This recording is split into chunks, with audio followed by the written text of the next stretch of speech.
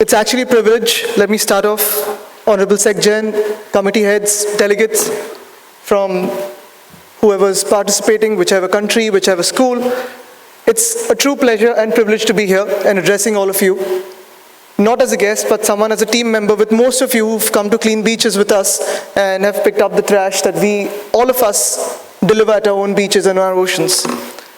And I say it's a privilege because it's not that I'm speaking at a MUN for the first time. I've participated a couple of months before, and looking at all of you, it hits me that was almost 12 years ago that I was probably participating in one. So it just shows me how old I am again. But I keep calling myself a young boy. I'm 29, that's it. But I say it's a privilege because I stand here between two generations. One generation that just addressed you, Mr. Eric Solheim. Eric sir worked with us closely last year as the UN EP head. And for all of you who've been munning for quite a long time now, you know how important that has become today.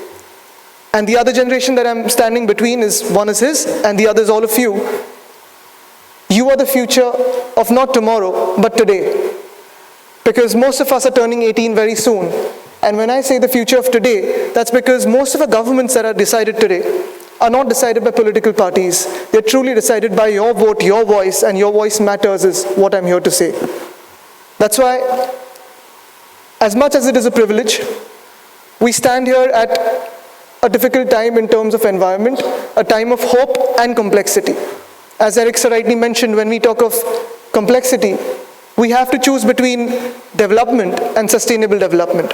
We have to choose between industry and job creation and afforestation.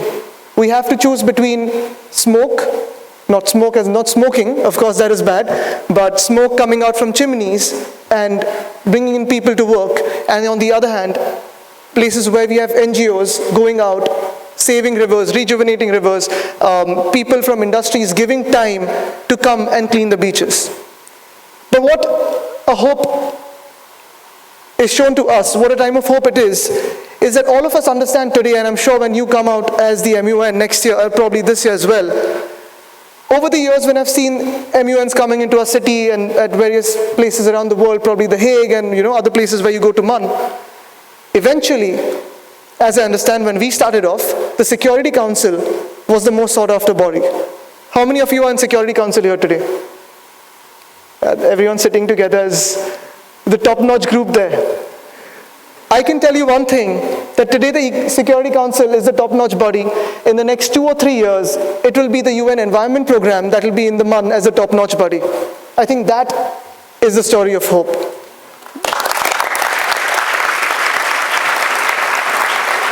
Another story of hope is that most of us who've applied to MUNs here and most of us who've come here to give our thought to whatever processes and whatever problems you're trying to solve, we're not here to get certificates. Some of us are here to get certificates for our resumes and for our university applications, but most of you are interested in problem solving. I think that is a bigger story of hope than anything else, that all of you are not just interested in debating and arguing, but all of you are interested in giving solutions that really matter to the world. And when you step out tomorrow into the world of UN, into the world of international diplomacy, some of you might go into IS, some of you might go into IFS, probably politics. How many of you want to come into politics? I can shotgun you right now for the next tickets though. So, it's not about a generational shift that is only about age factor. It's not about just thinking about the solutions. It's not about being at the beach, but it's something about being a part of the problem and trying to be a part of the solution today. The earlier generation, when we looked at politics, not my generation, I'm part of your generation, I'm young, but I remember a lot of the seniors, a lot of probably influencers, a lot of people who had the opinion makers, news makers, influential people, abused politics. A lot of industrialists or a lot of other people outside politics saw politics as something that was poisonous. We abused politics. Today's generation is not abusing politics. Today's generation is using politics, and that is why I see hope. That is why I see hope.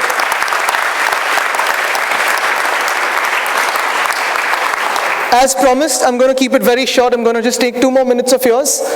Because, as I said, I'm sure all of you are just craving to go back into your committees and start off with your debates and your arguments and, put in your caucuses and also, what is that? Motion to entertainment? So, yeah, I'm sure you're going to do that. But, Eric sir, this generation and this city, as you rightly mentioned, is what can make the change in the world. We can start off the change right here, because the plastic ban, of which Afroz is a big part, and he's actually co-written the document for us as the GR of the government. The plastic ban has been implemented in 17 states across India. We were the 18th state, but we're probably the only state to have accepted a plastic ban and implemented a plastic ban, which is as strong as the fact that a housewife, a mother, an aunt, a father, an uncle, a son going out to the restaurant and tagging me on Twitter saying, hey, plastic bags here, please get it out. I don't want to use it, please get it out. Hey, a plastic straw, can you take action on this guy? I'm not going to have juice from this guy till he goes plastic free. I think that is the story of hope when all of us participate in it and make this movement a success. It wasn't a ban, it was a movement.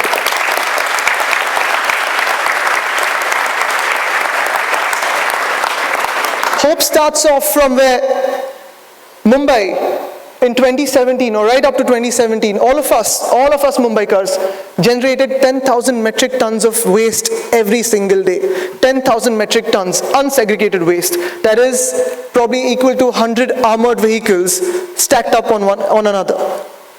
Can you imagine the amount of waste going into our oceans? Can you imagine the amount of waste going into our debris? Can you imagine the amount of waste going to our dumping grounds?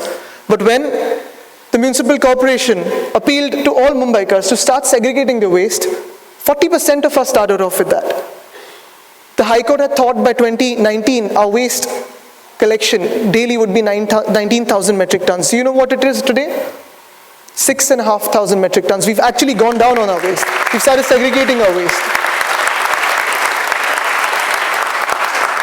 And finally, my last limited point, hope starts off where all of you, each one of you, we all of us don't just debate this point of climate change. We don't debate these points of what we should do. We don't debate these points of how much our target for the next 3 years or 5 years should be to reduce our temperatures, because we all know that's not in our hand. But all of us know that we can make little changes to this planet, starting off from our little lanes, from our houses, from our city, from our state, and to our country, to the globe. So when I see all of you coming to the beaches, Eric sir, I'm only reminded of that one day during World War II, the Normandy landing, the beach landing of Normandy, when these forces landed on the beaches and liberated Europe.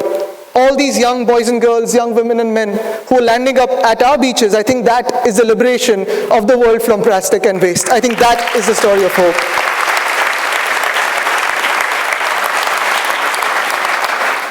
And as I leave the stage, open to Afroz and then all of you to come here, give out your thoughts, implement policies, I just tell you one thing, my little bit of advice.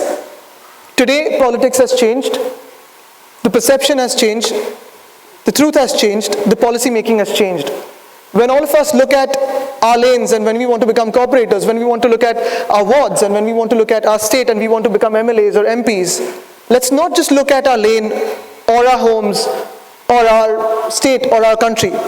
I'm so happy to see all of you here as a part of the Model United Nations, because United Nations, the every intent of being united together is that image, and that image that you have of the world together. You can see from the top, each of us, each country is together in this fight.